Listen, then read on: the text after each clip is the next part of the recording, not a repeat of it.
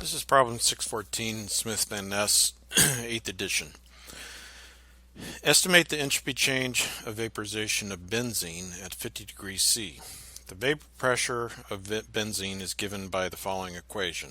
So we've got an Antoine type of equation here, and we're asked to do this two different ways. Use equation 686 with an estimated value of the delta V, change in volume with vaporization, and then use the Clausius-Clapeyron equation of example 6.6. So I'm going to be doing this in MathCAD. I've got some beginning information here. We're going to start with this part A, and we need to think about this problem and outline our strategy here. So we're asked to find delta S of vaporization for benzene at this temperature. And so what this means is that we are going to be dealing with phase equilibrium here. So we need to calculate the change in entropy of vaporization going from a liquid phase to the vapor phase. So we've got saturated liquid, saturated vapor, and if we look back at our book starting at page 236, we have a discussion of this case where the Gibbs free energy is at equilibrium is the same for the liquid and the vapor phases. And so what you can do then is you can then take your fundamental property relation for dg, and we can then derive all the equations that are needed for calculating delta H and delta S of a phase change. And that's what your book does there on page 236. So you should be able to follow that derivation pretty easily. We are going to use, you're asked to use equation 686, but if you look up above that equation, there's another equation that's even easier, that'll be even simpler for us to use. And this is not numbered. This is not numbered. It's at about the third equation that's on page 236, and this says that dp sat dt is equal to delta S vaporization over delta V vaporization. And so if you look at this, we've got an equation for p sat as a function of temperature, and we're told that we have to calculate this value anyway, so let's just go ahead and use this equation to calculate delta S of vaporization from this equation. The 686 equation actually takes it a step further, and then you have to backtrack. But let's just go right to this problem. So what we need to do is we need to figure out how to calculate this term here, dp sat dt. And if you look at the given information, we should be able to do it from this equation.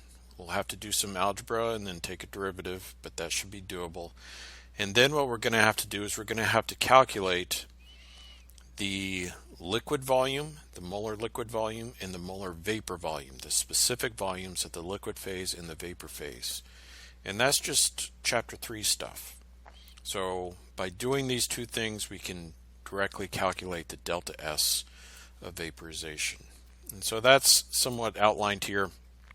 Use the Antoine equation, calculate dp sat dt, and then go back to chapter 3 for our equation of state stuff. So we can do that. If you remember, we did that with the Racket equation, and then for the saturated vapor equation, if we wanted to, we could use a cubic equation. Pull out your MathCAD or Redlit Kwong solution, or you could go to Excel Solver and do that if you would like. But once we do that, we should be able to calculate delta S. All right. So first thing to do is let's figure out how we can calculate our see what we can do with this Antoine equation. And one thing to realize is that this Antoine equation has to, these constants are dependent on the units that are used. And so in this, again, we cannot take a logarithm of a pressure unit of a bar or a kilopascal or something like that. So so whatever value is here has to be divided by kilopascals, and then of course this temperature we're actually going to use we'll need to use Celsius in here because that's how these units are going to work for this Antoine equation. So whenever you use an Antoine equation, and your book makes this point too on page 237 and 238, be very careful about your units. We have to watch the units that we're going to be using. So I've given you my version of MathCAD doesn't use degrees C, so I'm keeping this dimensionless here. And so there's our Antoine equation, just in general equation form. I can then write it as a MathCAD equation, and I can actually solve for PSAT. All right, and we might need to use that later on, but I can do PSAT. My saturation pressure is about 36 kilopascals. So that's about a third of an atmosphere. So less than 1 atmosphere pressure. That's low pressure. So that should start to trigger in your mind that maybe we could do something with an ideal gas law, and that's exactly what the Clausius-Clapeyron equation asks us to do. But we're going to be doing this with real gas equations of state in the first part of this problem. So here's our equation, and then the next thing we need to do is this is in terms of, well, actually I forgot to mention, what I did was, since this is dPsat dt, I just took the exponential of both sides so that we get PSAT is equal to the exponential of whatever's on the right side, of everything that's on the right side. So now what we have is we have a way to calculate. We just take the derivative of PSAT with respect to T, and I'm using temp here as my temperature variable. Take the derivative with respect to temp, and we get our left-hand side, our left-hand side of this equation. So with MathCAD, again, if you want to do this manually, you can do it. You can also do it symbolically. I go to my menu for symbolics, then I click on variable, and then I click on differentiate, and this is the derivative. This right hand side is the derivative of this equation with respect to temperature. So feel free to use that if you're using MathCAD. I went ahead and did that, and you have to be a little bit clever with the notation. I can't use dP over dt as a variable. So this is what I use. dP dt is equal to this, and notice that what I had to do is, because I have everything in here dimensionless, I needed to add the dimensions afterwards. So dP dt, that's a change in pressure with respect to temperature. That's going to have units, and I told it to have units of kilopascals per Kelvin. And so you plug the values in, plug 50 degrees C into here, and you will get dP dt is equal to about 1.38 kilopascals per Kelvin.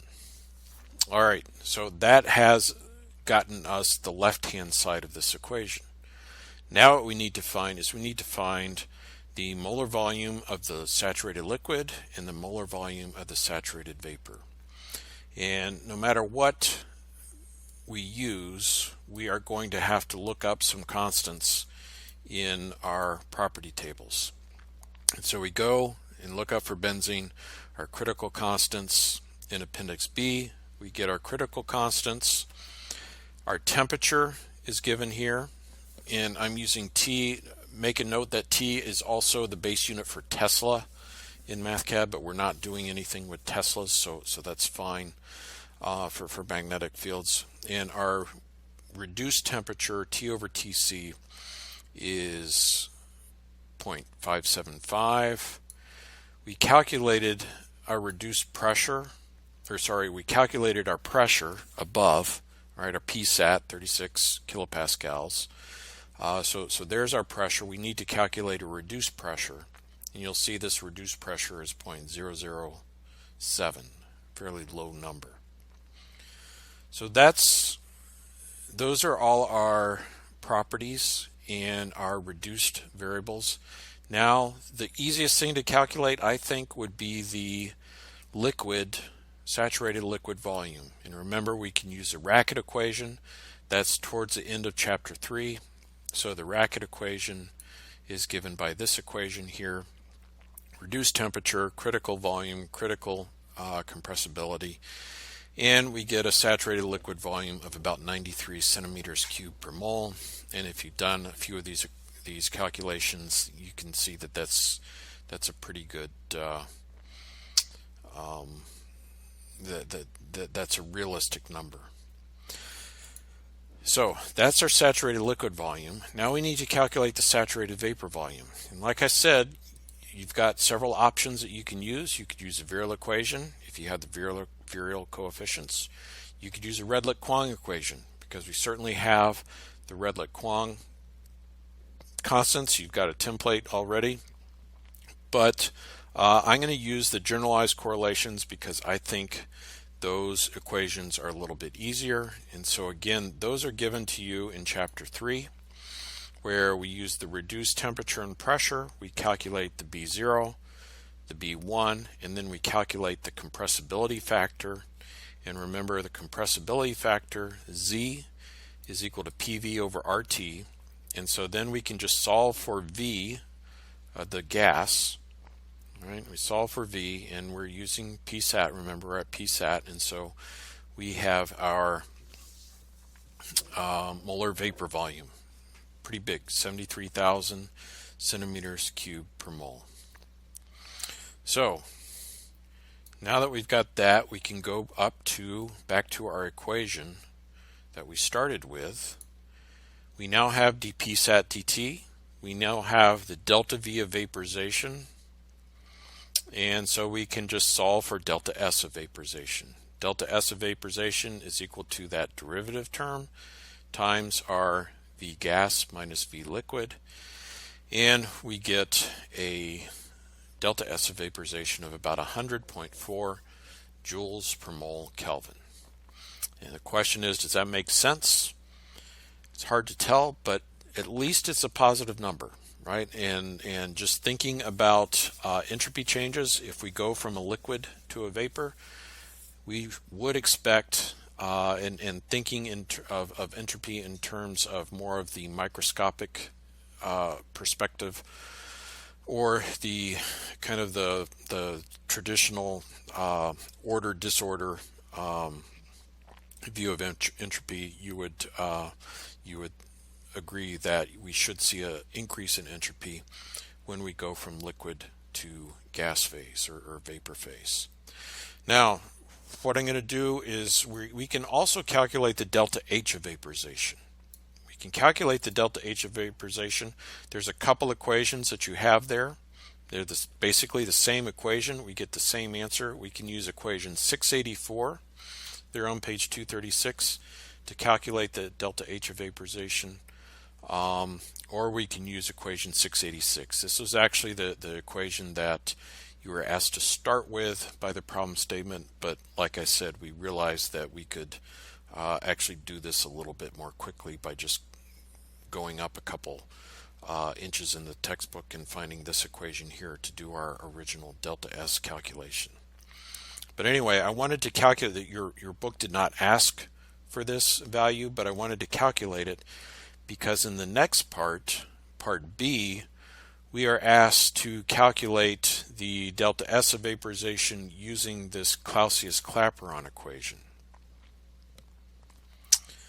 So, using the Clausius-Clapeyron equation, which assumes that the vapor is an ideal gas and that the gas volume is much, much greater than the liquid volume. In fact, it is so great that we are going to say the liquid volume is essentially zero with respect to the gas volume. So if you look in your book, they talk about this assumption on page 237 in your textbook in example 6.6. So how good are these assumptions for benzene at these conditions? Well, we're at 50 degrees C, which is a fairly moderate temperature. It's a little warm, but more importantly, we're at a low pressure. right? 36 kilopascals is about 1/3 of atmospheric pressure, which is, it's not high. It's a fairly low pressure. Also, benzene, it's not a terribly polar molecule or having ionic character. So it's you know, I think using the ideal gas assumption at this low of a pressure and temperature is a pretty okay assumption. Now, if you paid attention to the solutions that the publisher provided, I don't think they're particularly good, and there's some font problems. And this is also a place where I think the book, they ask you to use the Clausius-Clapeyron equation in this example. And I don't think that's a good way to do this problem. If you look at the Clausius-Clapeyron equation that they give you on page 237, they give it to you in, and it's not numbered, but they give it to you in this format, where delta H of vaporization is equal to minus R times d log of p sat d1 over t. Now, the reason why I don't like this is because, remember our Antoine equation, if I page up here, our Antoine equation was given to us in terms of log of p sat or p sat, log of p sat as a function of temperature. It wasn't given as 1 over t. So I don't like dealing with, get back here, I don't like having to do that that transformation, changing the function from a function of t to 1 over t. So what can we do? Well, I mean, we could go ahead and try to do it, but it's just a real pain. What we can do is we can go back to page 236, and we can take our, for example, equation 686, and we can just apply the Clausius-Clapeyron equation to that equation there. So if we look at, bring this over, if we look at equation 686, that's what this equation is here. dp sat dt, which is nice because we already have that in our this format in our Antoine equation, is equal to delta H vaporization over T times delta V of vaporization. Well, if we apply the ideal gas assumption, and then we say that the volume of the gas is much, much greater than the volume of liquid, so great that we can say that the volume of liquid is 0, we get this here. So the volume of the gas, PV equals RT, so V is equal to RT over P. So the volume of the gas, we just substitute the ideal gas law, RT over P, and in this case it's P sat. All right. And then what's the volume of the liquid? Well, what we can do is we can just use the compressibility factors, and we can factor out this RT P sat. And we can use a compressibility factor Z gas minus Z liquid. This is what your book does on page 236. They also kind of spell out this derivation for you on page 237 in the example. But this is what they get, where the delta V of vaporization is RT over P sat times delta Z of vaporization. Well, for an ideal gas, we can, well, let's back up. Because we have this P sat, we can then rewrite this equation in terms of d log of P sat dt. Now, so what we've done here is we've gone from dp sat to d log of P sat. Notice that the dt's did not, we're still with dt. We didn't do this, we're not messing around with this d1 over t stuff up here.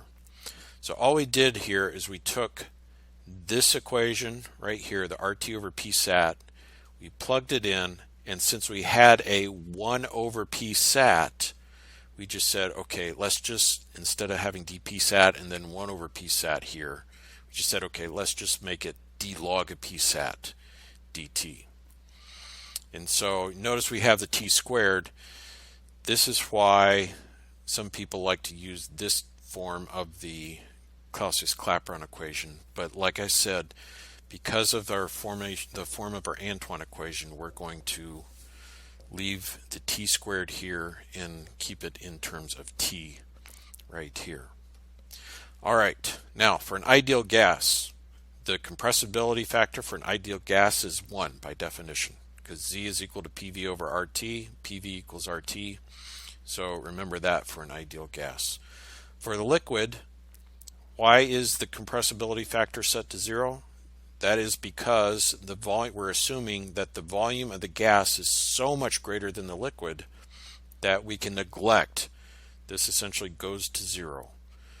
And so Z liquid is equal to 0. And so what we're left with is another form of the Clausius-Clapeyron equation. So all this did was just go to 1. This form of the Clausius-Clapeyron equation is a lot easier when working with our particular form of the Antoine equation that was given to us in our problem statement, where we have log of P sat is a function of temperature. So what do we need to do? Well, we need to take the derivative of the log of P sat. All right, and so you've got this. Let me get rid of this over here. You've got, you can do this manually, of course. Remember, derivative of u over v is v du minus u dv over v squared. The other thing we can do, and again, remember, we're restricted to using temperature in Celsius, so I'm using this temp variable instead. If we wanted to, we could again go to symbolics in our menu. We highlight temp, go to symbolics, realize you can't see the menu. We click on variable, and then we go solve, substitute, differentiate. We differentiate, and this is our derivative. This is v du minus u dv over v squared. So you can do that on your own. We plug that in, and so I'm saying d log of p sat dt is equal to this expression here that we just showed you. And notice what I did. I had to, since I'm using Celsius here and it's dimensionless in this Antoine equation, the way I'm using it in MathCAD, I had to add the 1 over Kelvin units to make it dimensionally consistent. So my answer, d log of p sat, our numerator is dimensionless. Log of p sat, that has no dimensions. dt, a delta temperature, that's going to have units of temperature. So I put in, manually have to put in my 1 over Kelvin. So this is where MathCAD, you have to do some manual overrides to make sure it works out. All right, so now we have, this is our, if I go back here, this is our Clausius-Clapeyron equation. Remember, we want to calculate delta S, but first what we're going to do is calculate delta H of vaporization, then we'll be able to calculate delta S. And so our delta H of vaporization, we just solve for this, is equal to our derivative times R times T squared. And we get 33,000, or 3.3 times 10 to the 4 joules per mole. What did we have for the previous, where we used the real gas? We had 3.2 times 10 to the 4. All right. So, you know, the molar volume of the liquid did have a small effect, but you can see, you know, we're within what, maybe about 3 to 5% of the value using the ideal gas equation and assuming that the liquid volume is 0. And then we just simply use this equation here, equation 684, or, well, actually we can't use that, but we use equation 684. We just solve for delta S of vaporization. That's delta H of vaporization over T. The one thing that we need to be aware of is we're no longer, once we get done with this Antoine equation, we're no longer using temperature in Celsius. So whenever we do calculations in the Antoine equation, we plug in the value of the temperature in Celsius, but then afterwards we plug in the value in terms of absolute temperature in Kelvin. And so this T is the 323, the 50 degrees plus 273.15. So make sure you're careful with the temperature as you're doing these calculations. So we get our delta H, we then plug it in. Again, we're using our absolute temperature for delta S, and we get about 102.17. What did we get earlier? Using the real gas assumptions, we got 100.4. So again, about a 2% difference.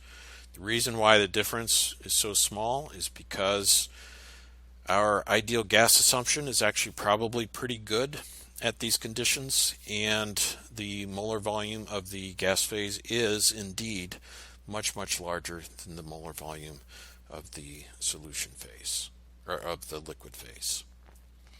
So that's problem 614. Again, I think the publisher solutions are not very good at explaining what is being done, and I think also if you take a look at some of the suggestions, I don't think the suggestions that they gave you in the problem statement were all that great, and it shows that by maybe having a little bit more understanding of the material, we can come up with a slightly easier way to solve this problem.